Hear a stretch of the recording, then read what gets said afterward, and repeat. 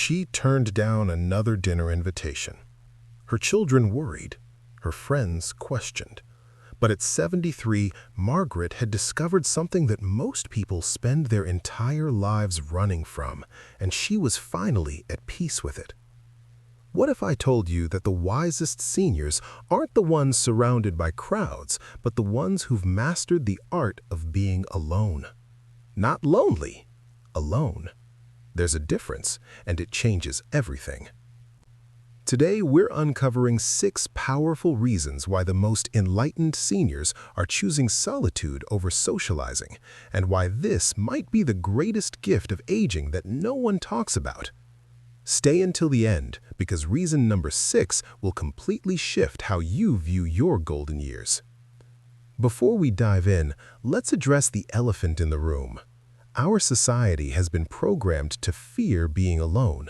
We're told that isolation is dangerous, that seniors need constant companionship, that a full social calendar equals a fulfilling life. But here's what decades of research and countless interviews with thriving seniors have revealed. The happiest older adults aren't necessarily the most social ones. They're the ones who've developed a healthy, intentional relationship with solitude. This isn't about becoming a hermit or cutting off your loved ones. This is about understanding that after decades of caring for others, meeting expectations, and navigating complex social dynamics, many wise seniors are making a radical choice. They're choosing themselves. And the psychology behind this? It's absolutely fascinating. Reason number 1: freedom from social exhaustion. Let me tell you about Robert, an 88-year-old retired teacher. For 40 years, he was on every single day, engaging with students, collaborating with colleagues, attending meetings, managing parent concerns. When he retired, everyone expected him to fill his calendar with golf clubs and coffee dates. Instead, he chose quiet mornings on his porch, and for the first time in decades, he felt like he could breathe. Here's the truth nobody mentions. Social interaction, while valuable, is exhausting, especially as we age. It requires energy, emotional, mental, and physical energy that becomes more precious with each passing year. Wise seniors understand something profound. Every yes to social obligation is a no to personal peace. They've learned that protecting their energy isn't selfish, it's survival. Think about it. When you're constantly around others, you're managing other people's emotions and needs, social expectations and performative behavior, small talk and surface-level conversations, the pressure to be on and engaged. After 60, 70, 80 years of this, many seniors are simply done, and there's profound wisdom in recognizing when enough is enough. Reason number 2: authenticity without performance. Here's a question that might make you uncomfortable. When was the last time you were truly, completely yourself? Not the version you show your friends, not the role you play for family, not the persona you maintain in public. Just you. Raw, unfiltered, completely authentic. For most people, that answer is terrifying, because we've spent entire lifetimes performing. But wise seniors, they're done with the performance. Eleanor, 71, told me something I'll never forget. I spent 50 years being who everyone needed me to be. A good daughter, a supportive wife, a devoted mother, a reliable friend. And somewhere in all of that, I lost myself. Now, I'm finally meeting me for the first time, and I need to be alone to really get to know her. When you're alone, there's no one to impress. No social mask to maintain, no careful filtering of thoughts and opinions. You can wear whatever you want, eat whenever you're hungry, watch what you enjoy, and think without judgment. This level of authenticity is incredibly healing. After decades of conforming to social expectations, many seniors find that solitude is the first time they can truly exhale and be themselves. You can cry without explaining, laugh at nothing, sit in silence without it being awkward, Dance badly in your kitchen? Talk to yourself without judgment. This isn't loneliness. This is liberation. Reason number 3. Deeper connection with themselves. This one is profound, so stay with me. When you're constantly surrounded by noise, and I mean both literal noise and the mental noise of other people's opinions, needs, and energies, it's impossible to hear your own inner voice. Many seniors spend their entire adult lives disconnected from their true selves. They make decisions based on what others expect. They pursue goals that society values. They silence their own desires to keep the peace. But something shifts in those later years. There's a clarity that comes with age, a realization that time is finite, and what you think about yourself matters more than what anyone else thinks. Solitude becomes sacred because it's the only place where true self-reflection happens. James, 75, started journaling when his wife passed. What began as grief processing became a daily practice of self-discovery. He told me, "I'm learning things about myself at 75 that I wish I'd known at 25, but I needed the quiet to hear them." In solitude, you can process your life experiences without external judgment, understand your patterns and behaviors, reconnect with dreams you abandoned, heal old wounds in your own time, discover what actually brings you joy versus what you were told should bring you joy. This deep inner work is nearly impossible when you're constantly performing for others. Wise seniors understand that befriending yourself is the most important relationship you'll ever have. And here's the beautiful paradox. The more comfortable you become with yourself, the less you need constant validation from others. You become whole, not because someone else completes you, but because you've finally completed yourself. Reason number 4. Complete control over their environment and energy. Let's talk about something we don't discuss enough: energetic boundaries. As we age, we become more sensitive to energy, both our own and others. A toxic conversation doesn't just ruin your day, it can ruin your week. A drama-filled family gathering doesn't just stress you out, it physically exhausts you. Wise seniors have learned to protect their peace with fierce intentionality. Patricia, 69, put it brilliantly. "I have limited energy now. I'm not going to waste it on people who drain me, situations that deplete me, or conversations that lead nowhere. My energy is precious, and I finally respect it enough to guard it." When you choose solitude, you control who enters your space and when, the noise level in your environment, the emotional temperature of your day, what you expose yourself to, how you spend your precious energy. No unexpected drama, no emotional labor for others, no managing other people's moods, no navigating toxic dynamics. Just peace, just calm, just you. This isn't antisocial behavior, this is self-preservation at its finest. After decades of being available to everyone else, wise seniors are finally making themselves available to themselves. They've learned that not every invitation deserves a yes. Not every call needs to be answered. Not every opinion requires their response. And not every relationship needs to be maintained just because it's existed for years. This level of boundary setting is often misunderstood as selfishness, but it's actually the ultimate form of self-respect. And wise seniors, they've earned the right to be selective about where they invest their finite energy. Reason number 5. Freedom from comparison and judgment. One of the most exhausting parts of social interaction, the constant, often unconscious comparison game. She has more grandchildren, he travels more, they have a bigger house, her retirement is more comfortable, his health is better, they look younger. It's mentally and emotionally draining, and it never ends, unless you step away from it.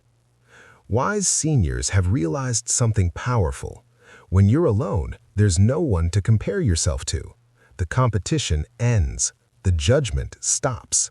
The scoreboard disappears. Think about typical senior social gatherings. how much of the conversation centers around whose children are more successful, who's healthier or more active, who has better retirement plans, who's aging better, who's doing more, achieving more, being more. Even loving friends can't help but engage in subtle comparison. It's human nature, but it's exhausting nature. In solitude, you're freed from this constant evaluation. You're not wondering if you measure up. You're not defending your choices. You're not justifying your lifestyle. You're not performing your success or hiding your struggles. You just are, and that's enough.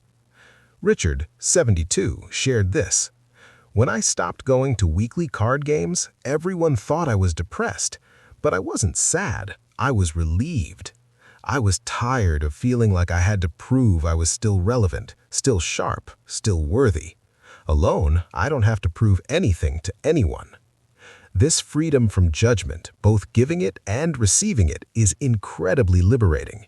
Wise seniors understand that the opinions of others, even well-meaning ones, are none of their business. The only judgment that matters is their own. And now, reason number 6, the one I promised would change your perspective entirely. Deepening spirituality and life reflection. This is where we get to the heart of why truly wise seniors choose solitude. It's not just about avoiding the negative aspects of socializing. It's about accessing something profound that's only available in silence. Whether you call it spirituality, consciousness, inner wisdom, or simply deep reflection, there's a dimension of human experience that can only be accessed alone. As we age, we naturally become more contemplative. We're closer to life's end than its beginning, and that reality brings questions that can't be answered at a dinner party. What was my life really about? What matters in the time I have left? What do I believe about death, meaning, legacy?